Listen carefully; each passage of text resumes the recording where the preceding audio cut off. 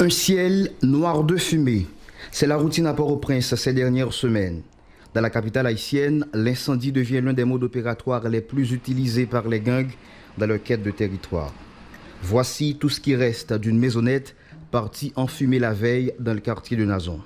Sa propriétaire, Martine Benjamin, mère de famille, tente de récupérer les quelques ustensiles qu'elle trouve sur les vestiges de sa désormais ancienne résidence.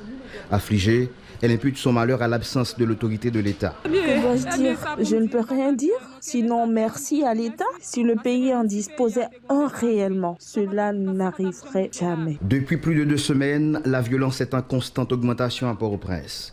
Les bandits réunis au sein du gang baptisé Vivre Ensemble ont mis le feu à tout ce qui se trouve sur leur passage. Entre autres, véhicules et bâtiments de toutes sortes, comme c'est le cas ici à Nazon. La police haïtienne, supportée par les quelques centaines de membres de la force multinationale de soutien à la sécurité, n'arrive toujours pas à freiner la course des malfrats. Les quelques rares habitants qui résistaient encore à l'idée de fuir la zone ont finalement cédé avant que le danger qui rôde autour d'eux frappe à leur porte.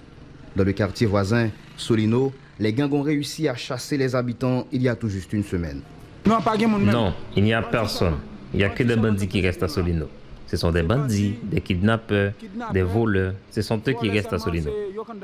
Ils sont des milliers de résidents des quartiers de Solino et Nazon à être tués, chassés de leur domicile. 150 personnes ont été assassinées entre le 11 et le 18 novembre, selon le Haut Commissariat des droits de l'homme. Au moins 20 000 autres vont se réfugier dans des camps de fortune à Port-au-Prince, selon l'Organisation internationale de la migration.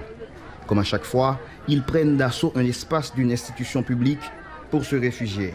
Ici, au local de l'Office de la protection du citoyen, ils sont estimés à environ 6 000, dont des personnes en situation spéciale. Nous avons 28 femmes enceintes, nous avons 12 bébés de 0 à 1 mois. Et pour les personnes en situation de handicap, nous en avons 14, y compris les non-voyants, bien sûr. 14 handicapés.